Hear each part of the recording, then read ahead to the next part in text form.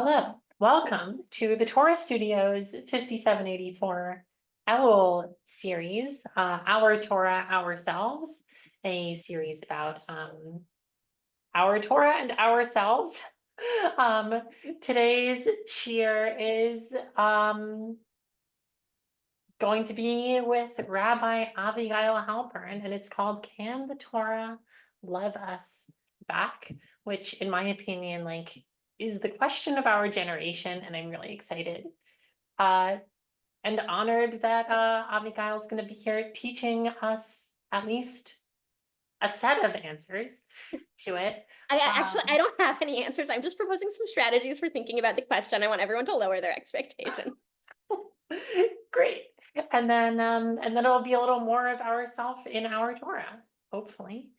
That I can sign on to. Yeah. Just so you should know, that we have two more shirim coming up in this series, one with Liana Wardman, our fearless and beautiful founder, who's here with us tonight. Liana will be teaching on Torah as high fantasy. Which is going to be exactly what it sounds like and more. And then the week after that, Liana and I will be having like a free-flowing discussion on how we love Torah so much. So you can still sign up for either of those things, and also you can watch the shir I gave on trans feminist neo-Hasidus last week. That shir is available for download on our website, thetorahstudio.org.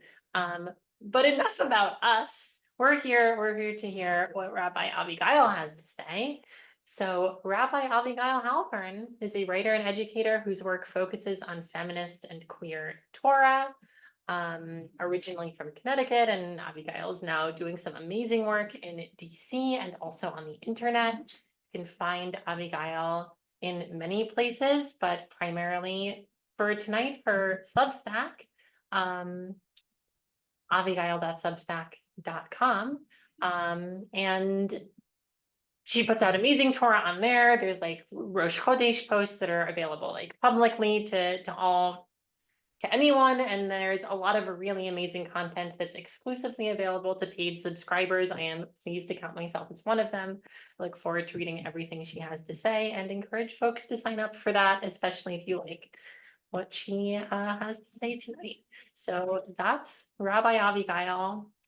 I'm gonna pass it over to you, and I have to unfortunately leave, but I will be watching the recording, and Liana will be here in case anything goes on. And actually, Liana, if you could admit anyone who comes in, that would be great. But yeah, Avigayil. Hello. Can the Torah love us back? Yes. End of shir. Thanks for coming. That's all I've got, folks. Have a good night. Okay, so I have for you a slideshow. I'm going to do the slideshow now, and I am also going to put a source sheet with the same sources in the chat. So if you prefer to follow along that way, you can. Oh no, give me one moment. I've lost track of the tab. This is humanizing. Rabbis also lose track of tabs. This is a deliberate pedagogical strategy. Where did it go, though? Driving. We're working on it. Aha! Source sheet coming at you in the chat in 1 second. And again, this is the same material that will be on the slideshow that I'm about to share, and the slideshow is cuter. And some basic things that you should know is that it is extremely energy draining to talk into empty space and extremely energy giving to talk into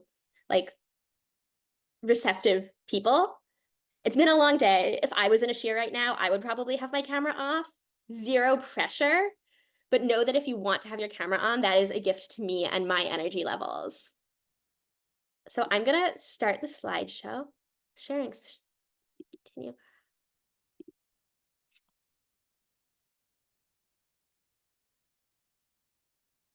Where did it go? Okay, here we are. So, can I just get some nods that the screen share is working? Fabulous. I have no trust. Okay. Can the Torah love us back? Reparative reading strategies in feminist Torah. That's the title of the shiur. You know that because you registered for the shiur. But basically the question that motivated me here is, I know everyone in this room is going to have a different relationship to Torah and to learning Torah, because that's how it works to have a relationship to Torah.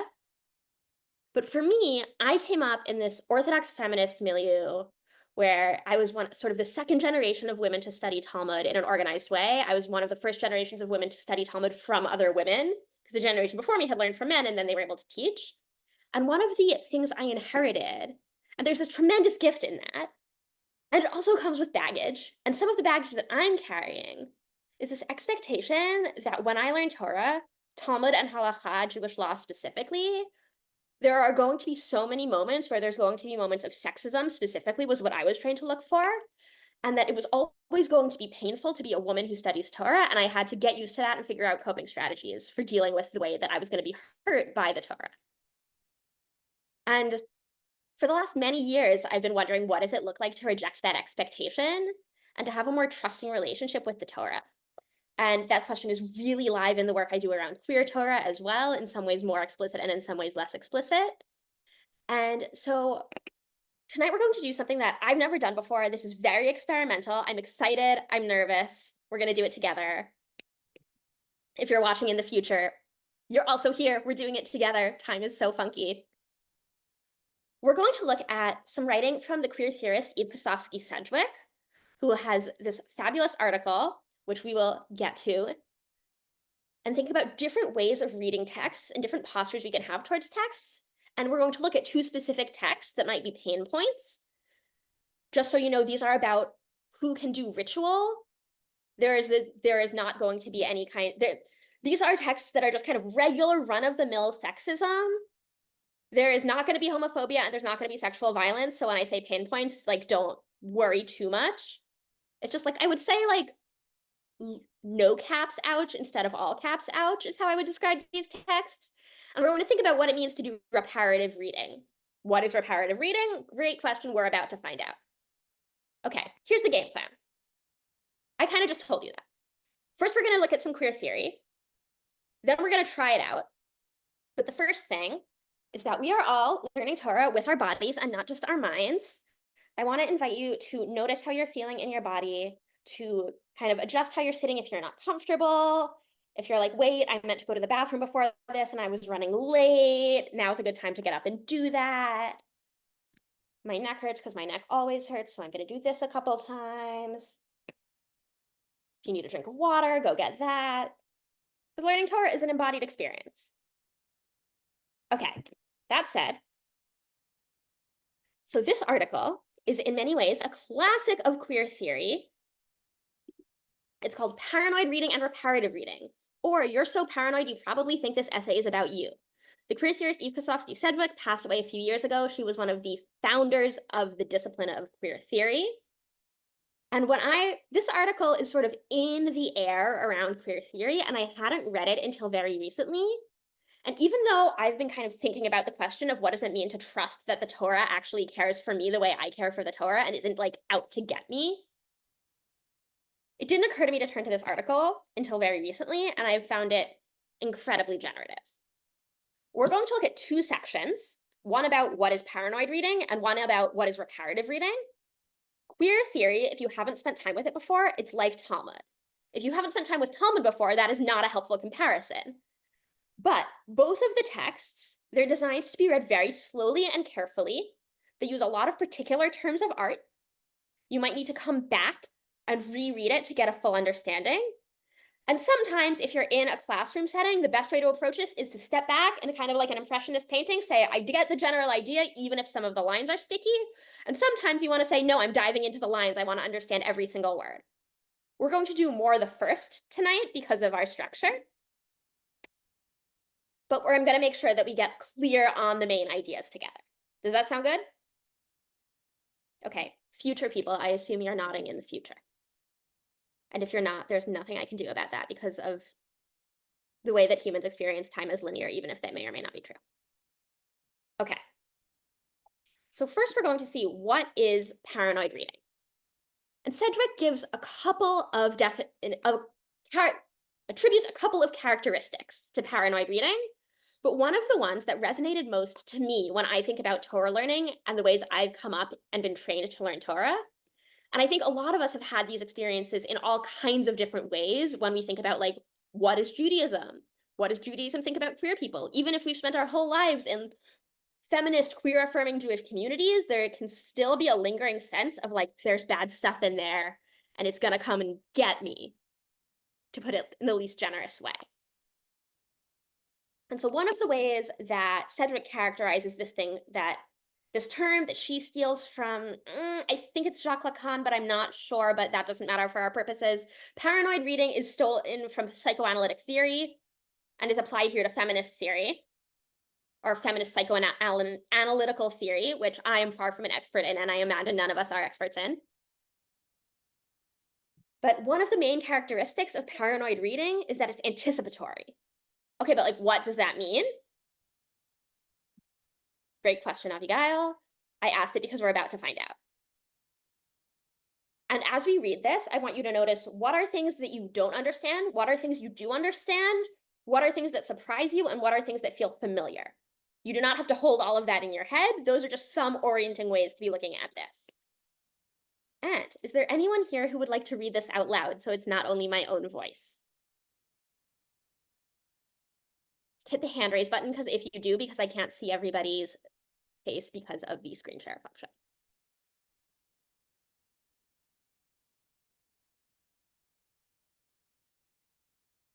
I'll read it if you like. I can't find the hand raise button, sorry. That's totally fine. This worked great. Okay. Thank you. Okay.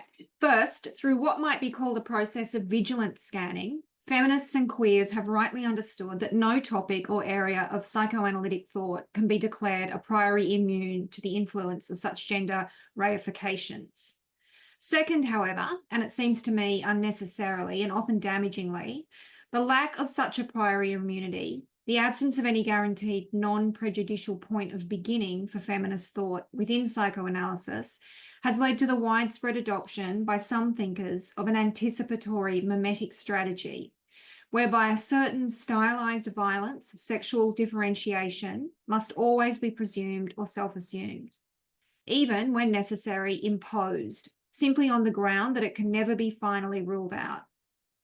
The contingent possibilities of thinking otherwise than through sexual difference are subordinated to the paranoid imperative that if the violence of such gender reification cannot be definitively halted in advance, it must at least never arrive on any conceptual scene as a surprise.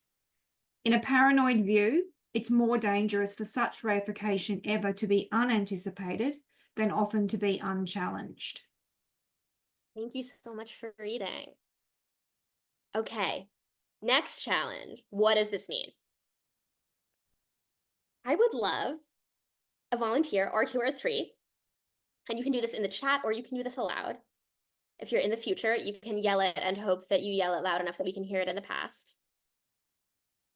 In 2 lines, what do you think Sedgewick is saying?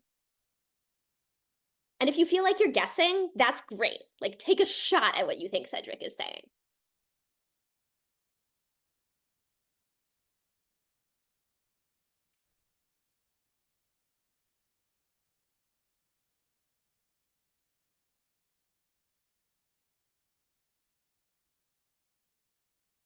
Okay, I'm gonna tell you what I think Sedgewick. Oh wait, there's a chat. Prep yourself for horror. Yes. Sai, was that you raising your hand, or were you just moving your hand? It was raising a hand raise. But yeah, no, to kind of move what Leia is saying, is like there's a way that, particularly in feminist and queers reading any type of like theory text, what have you, you have to prepare to read something that's going to like be violent. And so you have to know that it's coming in order to make space for what that's going to mean for what comes next in your body. Yeah, exactly. Right? It's more dangerous for such reification, such ideas about gender and sexuality, to be unanticipated than to be unchallenged. There's a certain sense of protectiveness, right? And I love, Sai, that you said in your body. right? There's a sense of like, you're on edge. You're really like, you're holding yourself differently. You're on the defensive. Yeah, Lizzie. I think what I'm getting from it maybe is that because of this like rightful expectation of encountering like the violence, I guess, and like all of these issues within the texts, it can be sometimes like read into places where maybe it would be better not to read into it, those implications, I guess. Yeah, I think that's also going on here. Is if you're looking for these kinds of violence, you are more likely to find them. And then you're more likely to receive the text as a text that is hostile to you than if you were to go in not necessarily expecting them. Okay. Does this resonate with anyone's experience of Torah? I'm seeing nods. If you nodded, you're now on the hook. You have to tell me why.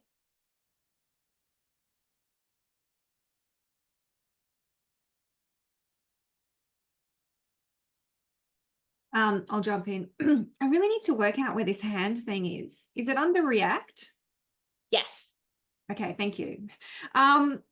Yeah, so I definitely will tense myself into a defensive sort of position as a means of managing harm, I think, especially around disability stuff that I read, around homophobia.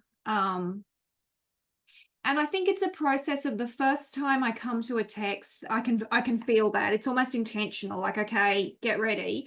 But then as I come back to text time and again, I'm able to soften that response a little bit and open up a little bit more and feel less harmed by it, I guess.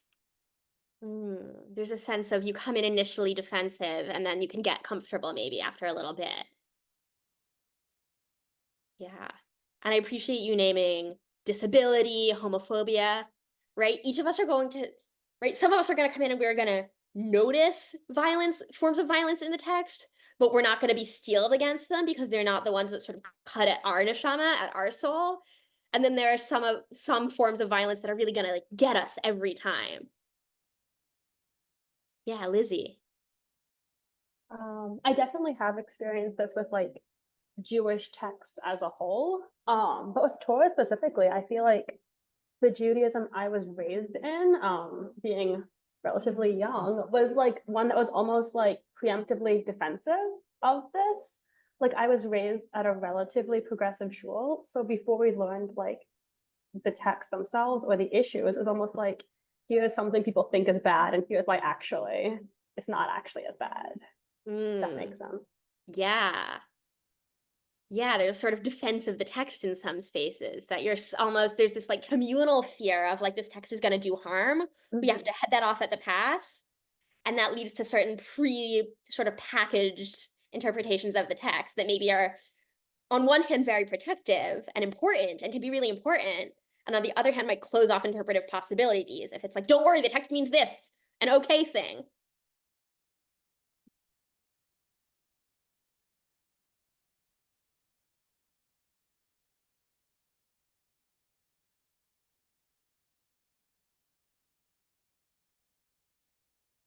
I'm thinking about how these, like, how this impulse comes up, not just when we're reading texts from outside, but also when we're talking about texts inside. Like, I've noticed that I can still get very defensive about like nervousness about how even like just other people in this room might interpret a text and wanting to like either be defensive, like Lizzie was just saying, which I was totally there with you, right? This like, well, no, it's actually fine that that happened because there's this great interpretation that says it's fine. Or the part of me that's like, uh-oh, I don't like how you're gonna say this is gonna be, like these, like I'm guessing for other people what they're gonna say too. And I feel like we do it even when we don't need to be defensive, when we're just like like in a group like this, like talking about it, and there's still a feeling of like, but when is it gonna come up? Yeah, that feels really resonant for me. I don't know if this is true for you, Liana, but I am also thinking as someone who teaches a lot of Torah and who teaches a lot of Torah to people who like are often harmed by violence in the text. I feel a certain sense of responsibility to like, as someone who loves Torah, who might be teaching Torah to people who don't have a like loving relationship with Torah, sort of preemptively be like, no, no, no, please love the Torah. It's okay, I promise. And like that comes up a lot for me. Okay, I'm gonna move us to this next section from Kosofsky Sedgewick. Okay, now we're gonna talk about reparative reading.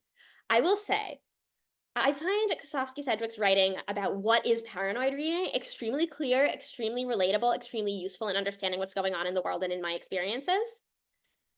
She gets to what actually is reparative reading kind of at the end of the article, and it's a little more impressionistic and vague, which I think makes it for an interesting challenge for people who want to take up this project of reparative reading.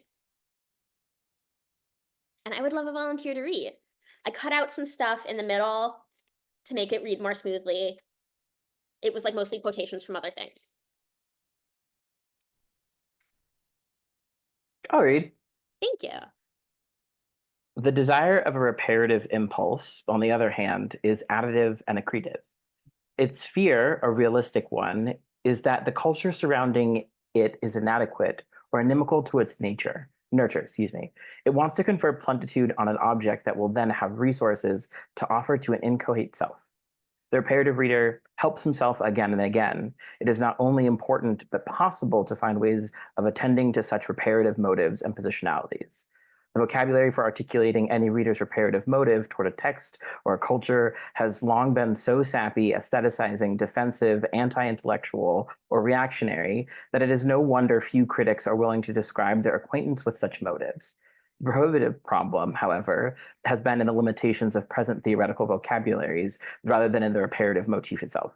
No less acute than paranoid position, no less realistic, no less attached to a project of survival, and neither less nor more delusional or phantasmic, the reparative reading position undertakes a different range of affects, ambitions, and risks. What can we best learn from such practices are perhaps the many ways selves and communities succeed in extracting sustenance from the objects of a culture, even of a culture whose avowed desire has often been not to sustain them. Okay, that line really gets me every time, that last line. That's queer feminists learning Torah. But before I get emo about Sedgewick, let's do another 2-line summary. What's the sort of straw man that she says, people say this about reparative reading, but it's not? And what's the claim she's making about what reparative reading is and can be? And once again, if you're feeling like, I think I'm kind of guessing at it, but I would like to take a guess, you're warmly invited to take a shot, be experimental, try your best.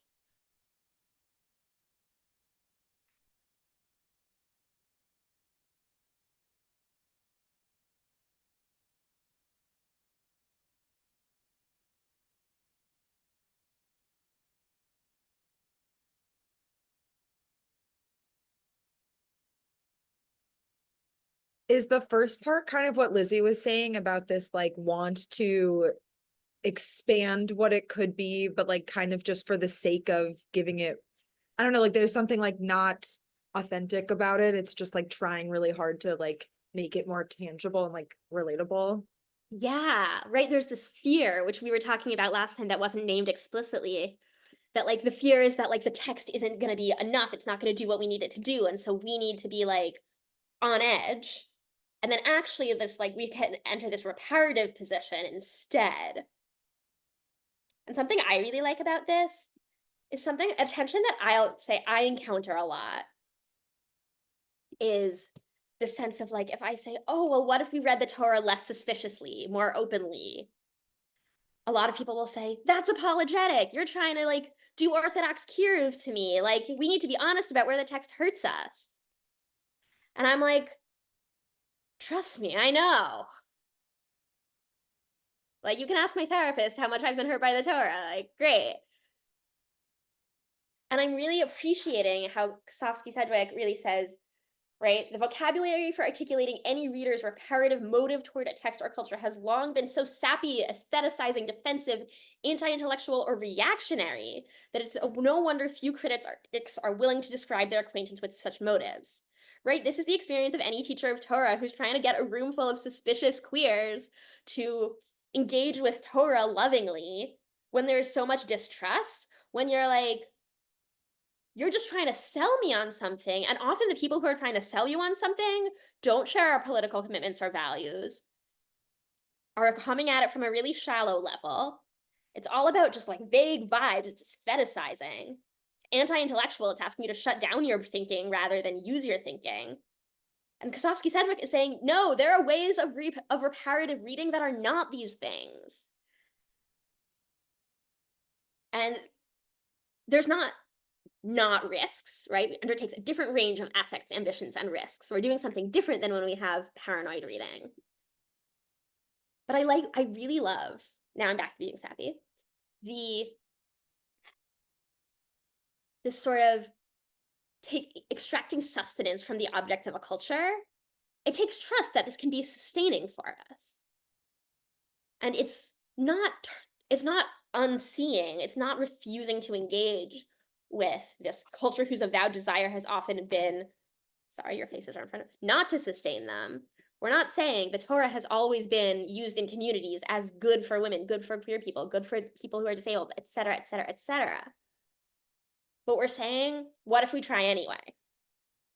What if we say we can add on? What if we say we can shift this through our learning?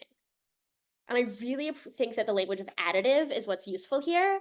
And what feels so much like that's Torah, right? Torah learning is all about additive, is we bring ourselves to the text, and that changes how the Torah is. That we're in this relationship with Torah, and our engagement with Torah is changing the nature, which I think is the nature of reparative reading as Sedgewick is defining it. Have you ever had an experience of Sai? Yeah, I'm gonna call on you before I ask my next prompt to try to get people to talk. Sorry. Well, no, I mean, the thing that like in the middle of that, which is the thing that I was gravitating to, is that the prohibitive problem, however, has been in the limitations of present theoretical vocabularies rather than the motive. Side note, I was a queer theory major, so I eat the shit for breakfast, lunch, and dinner. I apologize in advance if I get too out in the fields. Do it. Bring your skills. Bring your skills. We want them here. I mean, but I think to me there's this piece around like it's not so much the act itself as it is like the way that we describe it. Like we're running into the limits of words and how we talk about not only harm but repair. And like what does it actually mean to even try and attempt to at least like repair a harm and like fix it. Like and so like there's a way that sometimes it like is to the point about like being sappy. It's like, well, yeah, of course it's sappy. We're trying to use words to say it in a way that feels better. And for some of us, that's poetry. And for others, that's, you know, a dense theoretical treaty, right? Like there are just different ways and that we run into our own problems. And as we get stuck in that, it like you kind of lose the actual act itself, which is to like sit with something and then turn it again. I love that. That feels That's very what- Elul. That feels very Elul to me. Thinking Am I reading on Repentance and Repair right now? Sure am. Yeah. on Repentance and Repair? I've never heard of it. I know right it's here, a book. literally on my desk. And by desk I do mean dining room table where I do all my Zooms. Yeah. Yeah. Have any of you ever had a Torah learning experience that felt really reparative and additive? Is there anything that comes to mind if I ask you to imagine what that's like?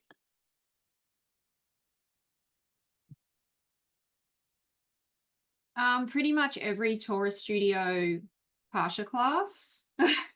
Like for real, like I think it's the nature of a collection of people that, you know, come from super different backgrounds, but have like this shared energy around making it work and calling it when it doesn't. So yeah, every single time. I love that. That's such a good push for Torah Studio.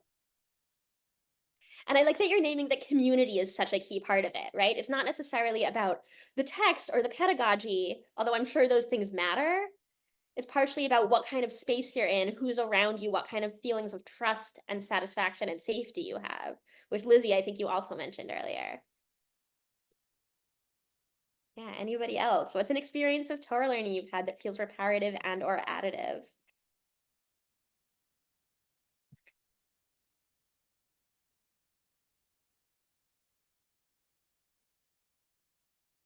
Or what would you like it to be? Do you have a dream of what it could be like?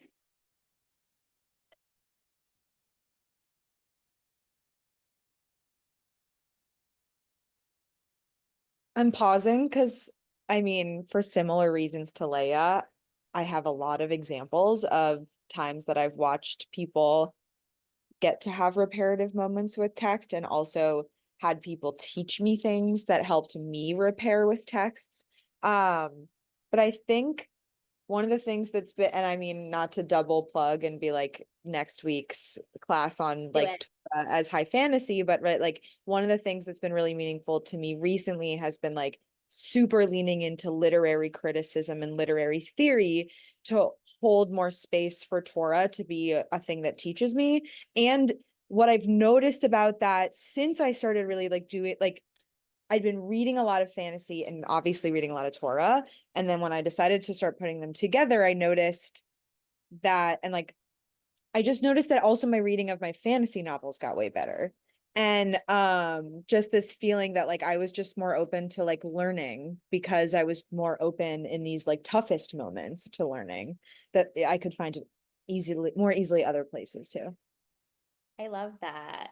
You're making me think about the author, theologian, chaplain Vanessa Zoltan, who hosts the Harry Potter and This Sacred Text podcast, really talks about like sacred reading practices as training us in how to relate in all aspects of our lives with more gentleness, more attention, more care, and that feels really resonant.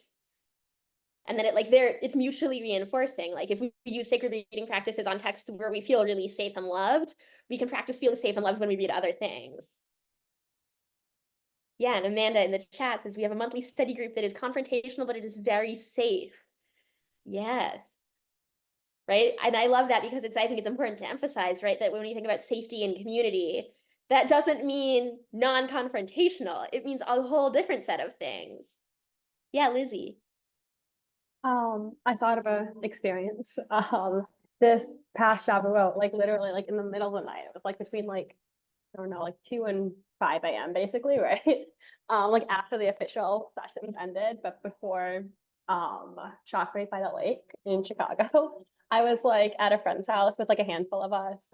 And we was like reading through all these like sources and stuff. And like, I don't know, it was like some of the people there and like it was just like, you know, it was very like queer, left-leaning Jewish group that like I'd really been needing at that point, and all points, but especially that one.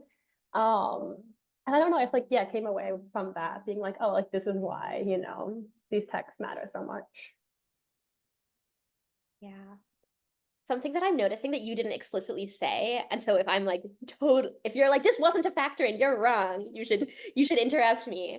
But there's a middle of the night factor that I'm really loving. There's something about like being in like a kind of like physical state of maybe like, I don't know, like woozy, tired, vulnerable, silly, like whatever it is that you're like I know when I stay up for a Shavuot tikkun, which I don't do so much because my body hates that, is like there's some point in the like wherever I am that I just end up like lying on the floor giggling because of like whatever's going on. I'm just like, it's the middle of the night, like I'm so tired. And there's just a certain sense of like, how do we get into spaces with like our bodies where we feel a kind of openness and safety in addition to like our minds and our emotions? Yeah, I think there's a lot of things, but I think definitely that's part of it for sure. I've always loved Shavuot. And yeah, that like, I don't know, something so exciting and like liminal almost about that time for sure. Yeah. I love that. Okay. I've been stalling, in all honesty. Not that what you have to all had to say is not fabulous, but I'm nervous about the next part. Because we're going to learn some texts that I find really painful. Whoop. See, the subheading. We're going to learn two texts. They're both from the Shulchan Aruch, which is one of the major codes of Jewish law. It's from about the year 1500. It was written by Rabbi Yosef Karo, mostly in Palestine at the time. And it also has commentary by Rabbi Moshe Isserles, the Ramah, that's the acronym for Rabbi Moshe Isserles. And we're going to mostly be looking at the comments of the Ramah. He was living in Polandish at the time. He had written a very similar parallel code of Jewish law. And when he discovered that Yosef Karo had gotten there first and published his Sephardi commentary, his Sephardi code first, instead of saying, oh no, I will publish my own book, he said, okay, I will incorporate my version as commentary. And so he records more Ashkenazi practices. And these are texts about women putting on talit and tefillin, these ritual garments. I will say these are very ouchy texts because of my own personal history growing up as a little modern Orthodox girl who wanted to do these mitzvot. These are not going to be the same level of ouchy for everyone. Everyone has their own texts and their own baggage, and that's part of what makes Torah so beautiful, is that we all have our own, we all add our own stuff to it, and sometimes the stuff we add is like, ah. And we're gonna look at these and think about how do we read them reparatively. And I've never done this before, and I'm nervous. So please stick with me. Okay. I would love a volunteer to read. You can pick the language, but ideally one of the two that is on the slides I have provided.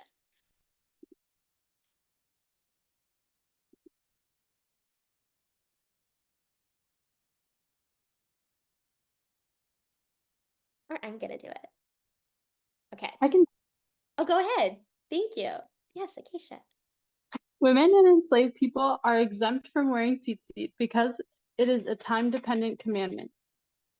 Rima says, and if they wish to wrap in tzitzit and say the blessing on them, it is up to them to do so, as with all time-dependent commandments.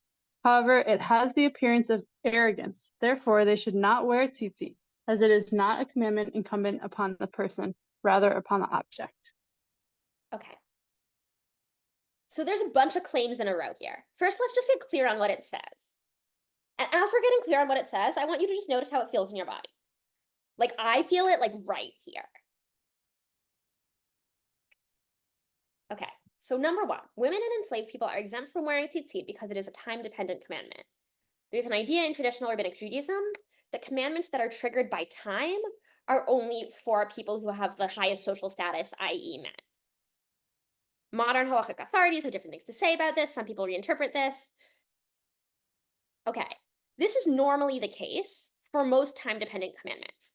A good seasonal example is hearing shofar blown on Rosh Hashanah. That's technically a time-dependent commandment, right? Because it comes along with, you have to hear it on Rosh Hashanah. But typically, in most, even like a lot of like very traditional Orthodox communities, women come hear the shofar, there's no problem. It's good to do a mitzvah even if you're not commanded in it. That's their like general approach. Oh, but there's a hitch here. So at first everything seems hunky-dory, right? If they wish to wrap in tzitzit and say the blessing on them, it is up to them to do, as with all time-dependent commandments, right? Just as a person who's exempt from the mitzvah of sukkah could sit in a sukkah, etc. But however, it has the appearance of arrogance. Therefore, they should not wear tzitzit. As it is not a commandment incumbent on the person, rather upon the object. We're going to put that in a parenthetical because that's a kind of technical halachic detail that we're not going to get into. Okay, this appearance of arrogance. What? Oh, I don't feel good about it. What are your initial reactions to this? I straight away go to, like, my first reaction is just like, oh, and then I go, hang on a minute, is that a loophole, this bit about rather than the object? Like, straight away I start looking for, like, no, there's got to be a way around this. Great, you're like trying to already like read around it to like make it okay. Great.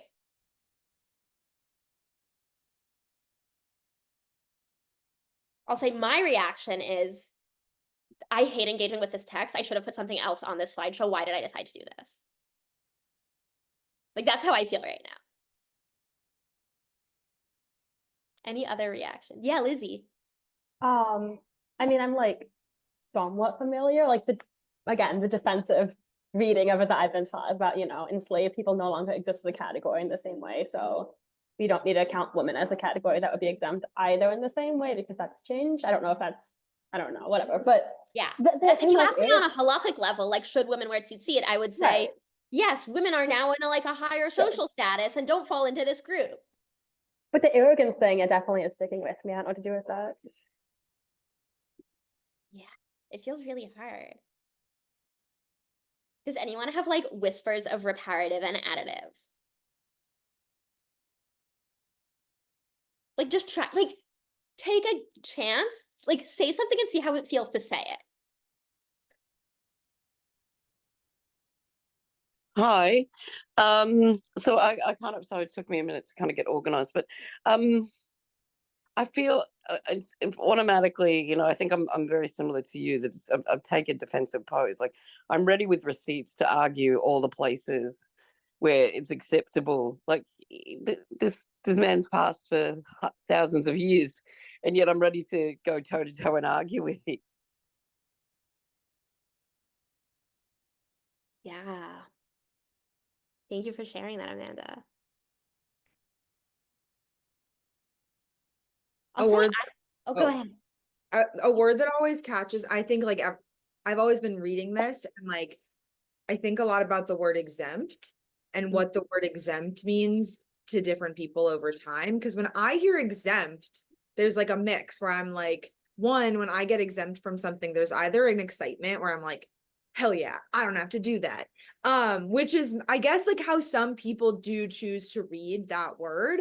And I also think, though, that like often this word is used as like exemption means it like not allowed, which is a different word that we have, and it's like it's not the same word. And so what do we do with like the fact that that's a word that doesn't have to mean that that can't happen, and that a word that like you have this word exempt that's so legalistic, but then you have this word appearance of arrogance that feels so airy and time bound to me.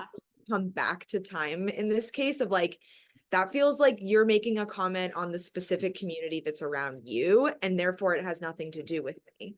And I don't feel like I should take that nearly as seriously as I take the legal commandments of Talmud with like Aser and Pater, you know, like, Yeah. yeah, it's also voluntary, right? There's something that's like, it's a lot less like, but that means you can't. And I've never understood why that means we can't. Yeah. Yeah, I appreciate you bringing up the difference between like the Ramah first says women can, and then he says, but the vibes are off. Lizzie and then Sai. Yeah, I appreciate both those things you named about like the difference between exempt and like forbidden. And also like likely tie, right, to the culture, right? And like to the like minhag or whatever, like from where this came, which, you know, obviously is not the same, I think, how it would be read in all spaces today, for sure. Yeah, absolutely. Sai was next, I think, and then Acacia, I see your hand too. The like reparative / additive moment is like I found a loophole, which is, and like laughing to myself also, as someone who was not allowed to wear tzitzit or tefillin, for like as multiple categories if we want to go there in this particular text, and like now don't look like a woman. Like we could talk about family histories later in a particular way. And so I think for me the piece is like the appearance of arrogance, because like just because it appears arrogant doesn't necessarily make it arrogant. And so my brain automatically went to, I'm like, well, that's just how you're looking at it. Like it doesn't appear arrogant to me, so I'm fine, right? Like, and that was just like kind of the first spot that I went to, I think, but in part in my own like taking on of both like particular time bound mitzvot was like, oh, I'm not allowed to do this, but now I can. And in a particular way, if I show up in certain spaces and I'm not taking on this mitzvot, I look like an arrogant fool. And so like I now get to walk this fun particular line if like I don't show up in a space, I'm not wearing tzitzit. People are like, are you better than the rest of us? Are you not bound by time bound mitzvot in the same way that I am? And I'm like, I mean, technically, sure, right? Like, so like I think there's all of these ways where like I read it and immediately just started laughing because I was just like, you don't know what to do with me as a text, and so I'm gonna do what I want. So that's my reparative moment. I love that. Right, and sometimes repair is how we read the text, and sometimes repair is how we live our lives, and like as the people we are, read the text. Yeah, Acacia. Yeah, I feel like my first reaction reading something like that like feels hard is wanting to be like, okay, but like what is it really trying to say? And like, is there something there that I'm like reactive against, but like there's something there that I should really be listening to and wanting to like, yeah, I think there's in it, I was kind of thinking about like, what does that mean for it to like appear arrogant, like something I read into that as like, okay, if there's someone doing that's like, okay, this is not something that's required of me, like no one's asking this of me, but I want to show how like proud I am to like show to the world that this is like my connection to the divine, like whatever, like that, yeah, there's something about that that can be beautiful, and like maybe there's something about that for like people who are struggling in their connection in that moment, or something that can be like hard to see that like displayed so much, and that like someone, yeah, that like that could be received by someone else in like a hard way. And like obviously there's a double standard there with the genderness of that, but with it like being not a requirement but something you do anyway, that like maybe there's a different, that gives off a different message. And I think there's like part of trying to like find that, like always I feel like that's like a habit for me of like trying to find like, okay, what is this saying that's really valid, that like I'm just not, that like I should get over myself and like hear that instead. That I think there's a piece of it that can be more like defensive, or like me trying to like internalize whatever feels hard, like yeah, not awesome. But then also I feel like sometimes there's space in there for it to feel reparative in like listening beyond the hurt, but it feels like a combination that can be hard to like tease apart. Yeah, that feels really resonant to me on a personal level as well. It's like I want to like feel the hurt and not get around it, but I also want to like give the text a chance. Yeah, Liana. I'm wondering the balance of like, part of me feels like what repairs this text for me is that I give it authority without giving it authority over me.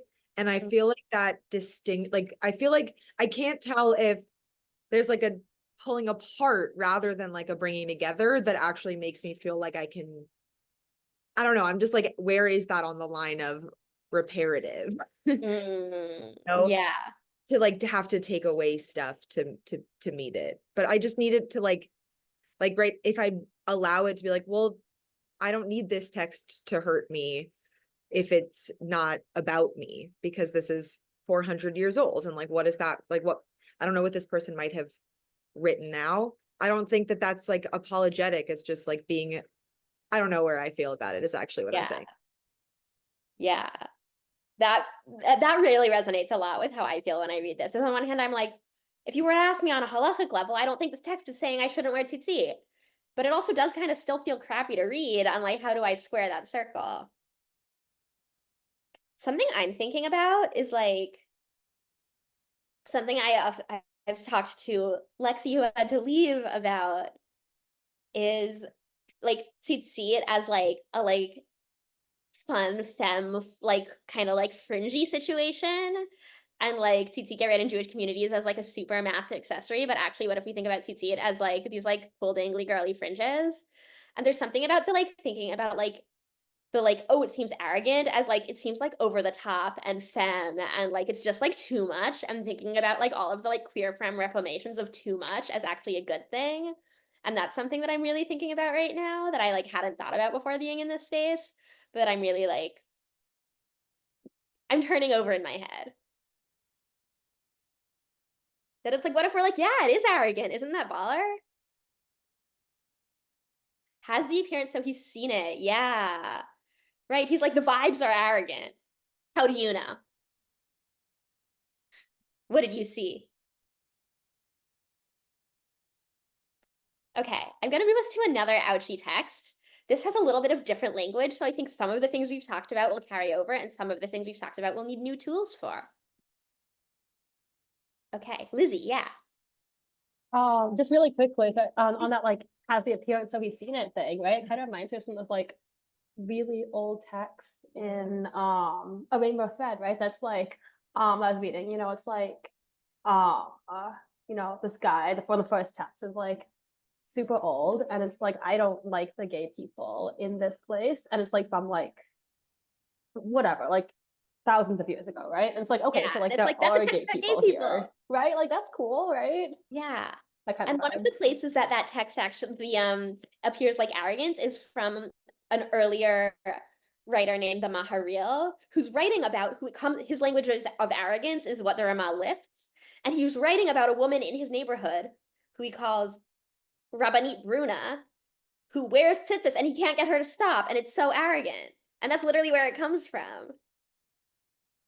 And like, that's the like textual history of that icon. language. Yeah, exactly.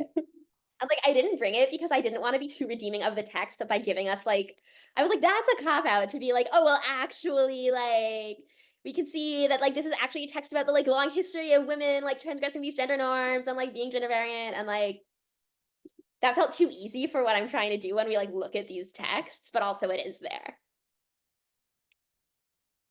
Okay, now we're on to tefillin. Can I get someone to read this?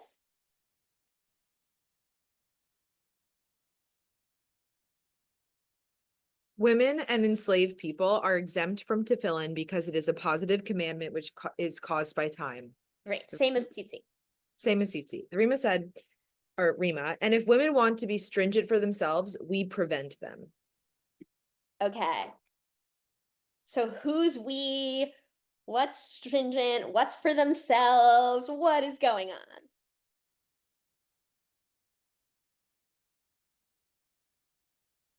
This one just sparks me up. Like, we prevent them. My initial reaction is just like, okay, try. Yeah. Like, bring it. But I think when I calm down a bit, I think that putting this with enslaved people, I think someone mentioned it before, you know, we don't support that view anymore. So why would we support the larger view that women can't wear tefillin? Right. There is like a halachic like end run around this. I could say like, okay, well, we don't believe in like women as a different halachic class than men in a lot of the communities we're in anymore. So like, we can ignore this and move on. But like, it's still there. It still hurts to read, even if we don't think it has halachic weight. And I really share your feeling, Leia, of like, try and stop me. I feel like a lot of things stand out. Like, who's the we? How are they doing the preventing? I don't know. It's a lot of like, what's really going on here and why is it so important, I guess. So Yeah. Yeah, this one also feels harder for me. I think something that like really like lands painfully for me is the like we and the them. It's like, this is not like, oh, a lot of Jews doing mitzvot together. This is like team man rabbi versus these women who are trying to do stuff. And that feels like a lot more personal to me than like, oh, it's like maybe not a good idea. It's arrogant. Like the vibes are off. This is like, we're going to go out there and stop them. And I will say, as a woman who started wearing tefillin in Orthodox contexts, they do try. This is like a real thing that happens. Can I do something wild really quick? Yes. Okay. I've been working on, just as a side, like a commentary, a reparative commentary on Numbers 30, where it talks about how dads and husbands are allowed to negate their wives and daughters' vows. And one of the things that I read in it, when I read it more reparatively, is the idea that if she is here, wait, let me try to figure it out. I like have it up, but for example, if a woman makes a vow to Hashem or assumes an obligation while in her father's household. So I'm taking in this case, like something that like you are literally taking on as an oath between you and Hashem, something like wearing tefillin, that's literally nobody's business but yours and Hashem's. And if her father restrains her on the day he finds out, none of her vows or self-imposed obligations shall stand. So that part being like, that sounds kind of shitty, but like also she's cleared. She was like, she tried to do this mitzvah. She was stopped from doing a necessary mitzvah and she is cleared. But as it says later, like he or the husband like is actually guilty of her sin for not being able to commit do the mitzvah. So like, I'm thinking about it here is like this continued moment of like Hashem has known that we will always have to have situations where men are telling us, like someone is telling us what we can do in our relationship with the divine, and we are good on it. Like it's not our fault. Like God can't come down and stop them. So the rule is that they're actually responsible for what they've taken away from us, and we are fully cleared. And I'm just like, my mind feels really blown by this, and I'm definitely gonna bring it in as I keep working on it. Oh But my like, God, I love that so much. I'm so grateful you shared that. Whoa. Please write that down somewhere. Like, not urgently. The like urgency on like Torah content production is being something written. that I really It's try to being not written. feel. But like, it's like I can't put it on a source sheet unless you write it. Yeah, Lizzie. I feel like on like a related note to what Liana said, like there's something there too, about not just like religious practice or commandments, like mitzvot that you're taking on, but just like in general, like not taking that guilt upon yourself for things that you aren't like physically capable of doing or like holding, for whatever like outside circumstances that I think is really, I don't know, nice to hear. Yeah, that it's like we're working under conditions of sexism. We're working Mhm. under conditions of homophobia. We're working under all kinds of gender policing. We might not always be able to do the mitzvot we're trying to do in the ways we're trying to do them because like we live in a world that's imperfect and like we can like see that that's actually like maybe there's some permission granting around that and we can like be gentler on ourselves. I love that.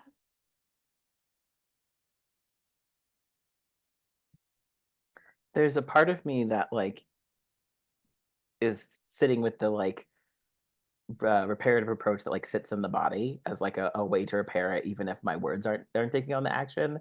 And my first thought was this like, oh, if we're wanting women to be stringent for themselves, we prevent them. And I'm like, but if we're doing it for the community and being stringent for the community, are you going to prevent me? I'm not doing it for me. I'm doing it for y'all. So like in that question of like, oh, am I putting on to fill in for myself and the divine? Like I'm putting it on for like my people and the divine. So like now what? Are you gonna stop me? Like so I think that there's this way that in almost like in an embodied response, it's like I might not be able to fix this text, but I can repair my response to it, and like that in of itself becomes its own like process of healing. I really love that. Thank you, Sai. Yeah, Lizzie. On I think a different note, honestly, kind of as was pointed out with the last text, it never says women are forbidden, right? It says exempt. So then when it says if women want to be stringent for themselves, we prevent them, that just feels like they're telling on themselves. Like there's no reason to prevent them, right? They just like do. So I don't know like why they're doing this. They never say, I don't know if they say elsewhere why they prevent them, but Right. It's literally like women can do this, never mind. We don't like it. Something that I'm like playing around with while mhm. I think about it is like changing who the we is. It's like this we is this like male rabbinic authoritative we. And if we change like who we is in all of our Jewish communities, there's no we who's like preventing. But I'm not sure that's reparative. No, Maybe I don't that's think just you an end want to run change around. who the people preventing people from doing things are. You want to get rid of Yeah. the prevention. Yes. Yes. Agreed. Right. It's like I think about this a lot as like a queer woman rabbi. I'm like, I don't want to be like the same kind of authority, but a girl. Like that's not what I'm going for. It's like, how do we like dismantle these kinds of structures? Yeah, Lizzie. I mean, that's a question a lot too, right? Like what it means to like be like adapting the laws, I guess, to like be for women as well, versus like as, female like women rabbis, like what it means to actually like really fully take that into account, what it actually means for women to fill these roles. Liana, I'm loving your question in the chat, which is the goal of reparative reading to be good with the text, or as Sai said, to be good with our own reaction to it. I feel like for me, when I think about reparative reading, I'm thinking about what Sedgewick says about like making nourishment from the text and like how do we turn this into something like sustaining rather than like not painful, but like something that I feel like is like nourishing to my Jewish practice and not that I wish would go away. Like, would I be happier if this text were gone versus is this like a part of the Torah that I love and that I can be in relationship with and that's like useful in my thinking and my Judaism? That's how I think about it.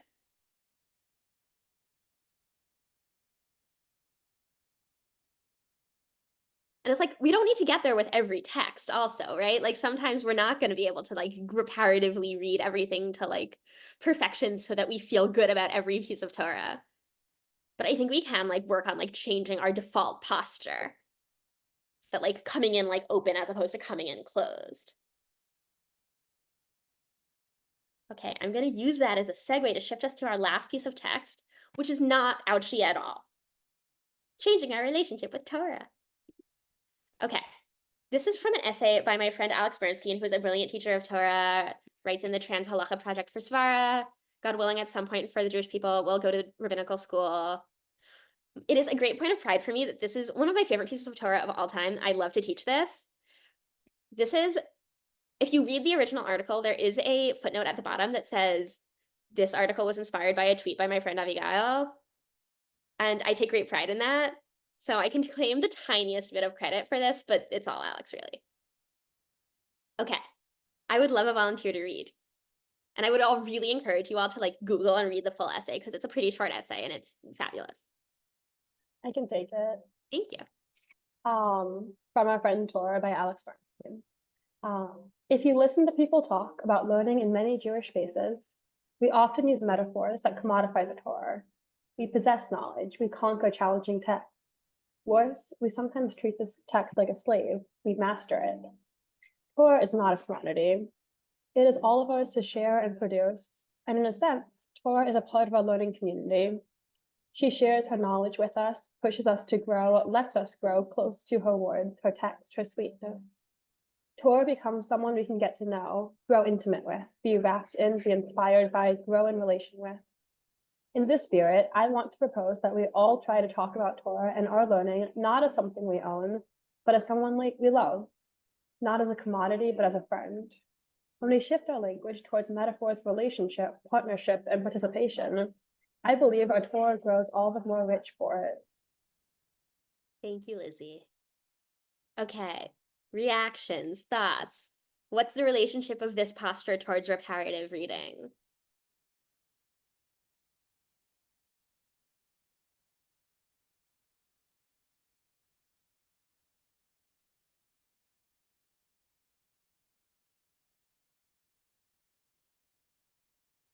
Well, I'll say for me, a lot of this is, it feels cyclical to me. It's like if I can learn to read reparatively rather than from a paranoid perspective, it becomes easier to think of the Torah as a friend rather than out to get me. And if I approach the Torah as a friend and I have this trust that Torah, like, I love Torah, I'm in a relationship with Torah, Torah loves me back, then it makes it possible then for me to go in with a more reparative orientation. And I think, Liana, like you were saying, sort of the practice of it makes it easier and easier. And thinking about how we can relate to Torah lovingly rather than as something we're kind of like putting into our Torah backpack to store up for next time. And whoever can carry the heaviest Torah backpack wins. The metaphor is falling apart, but you understand what I mean. That I think there's a relationship between reparative reading of Torah and commodification of Torah versus relationship with Torah. That if Torah is like this like object that we're relating to and the object is going to hurt us or not hurt us, and we can be like, I want this part and not that part. I want to put this part in my backpack and not that part in my backpack. Then we're primed to be thinking suspiciously. We're primed to be thinking in a paranoid way. We're primed to be alienated from the Torah and think that the Torah is not for us, and we've sort of like snuck in through the back door and now we're like getting the Torah that we're not supposed to have. But if we think about Torah as like this loving friend who wants us there, it makes it easier to come in with openness, even if the openness is sometimes gonna like, right? If we come in defensive, we're defended. That's a perk, right? And one of the consequences of coming in more open is that we are gonna get hurt. And part of it is, how do we have the kind of trusting relationship that can hold that? Yeah, Sai. Well, it's just making me think of kind of like what the notion of repair is even supposed to mean versus like if it's doing you harm and you say sorry, okay, cool, but you haven't repaired the relationship. But to think about engaging it reparatively means like I'm actively trying to stay in relationship with Sorry, I'm you. just laughing because this is so Donnie Ruttenberg coded. Please keep going. Listen, yeah, I'm in the middle of like, we're in the middle of chapter 4. So we're having a whole moment about, do I even want to repair my relationship to Jewish institutions? And right now I struggle.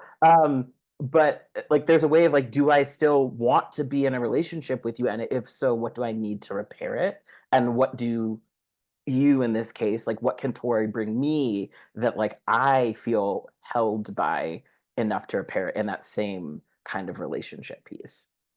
Yeah, if we're thinking about it as a relationship, then Torah is accountable also for the hurt it causes us. Yeah, Lizzie. Yeah, no, I like the idea of like a partnership or like a relationship you're choosing, like you're actively choosing rather than one that you're kind of like burdened with. Because like in that sense, it's like you're accountable to it, but also it's accountable to you. And like, you know, like in a real person, you can't actually like ignore any of the things you don't like about them. You have to decide you do like them still as a person. And I don't know, kind of go from there if you want to maintain that relationship Yeah, and absolutely. rebuild the trust and all of that. Yeah, Leia. It's making me think about, I'm doing this Elul practice with a friend of mine, where we're using a different name for God each day and doing reflections. And the other day was Yedid Nefesh, soulmate. And I had this really big moment where I'm Australian and the word mate here is a really friendly word. Like my friend that I'm doing it with is American. And in America, the concept of soulmate is like this kind of, usually in romantic relationships, I think. Whereas I see it more like soul friend, like your mate next door is like, it's a friendly, equal partnership. And I think bringing that to my approach to text is really helpful, that this is a friend, and like friends can piss you off, like good mates can be annoying. But if you bring like an equal kind of vibe to it, then it's possible to wrestle in a way that doesn't make the whole thing blow up. And part of it is about like the foundation you've laid down before, right? If I walked up to someone in the street and just started having a fight with them, like we couldn't just resolve it. But if it's my friend, I can trust that. Yeah, Liana, I also love what you said in the chat, that commodification feels like if we're trying to get something from the Torah and then the Torah doesn't give it to us, that's really upsetting. But if we're in a relationship, the Torah doesn't always need to be like providing us with something. This all does feel very LL coded. I didn't mean for this to be an LL shear, but it is an LL shear. Clearly, Liana, you and Lexi were thinking about it. It's like relationship to Torah. This is an LL topic. Yeah, it's an LL series. Okay. I'm gonna wrap us up here. Thank you so much, friends. This was a really joyful Torah learning experience. Thank you for taking some risks with me and experimenting. If you liked this Torah, you can find me at these places. Part of what enables me to do my work is when I have paid subscribers to my Substack so I can spend more time writing. And you can also find me at my website and my Instagram. And please note that it's a great pun that I'm very proud of.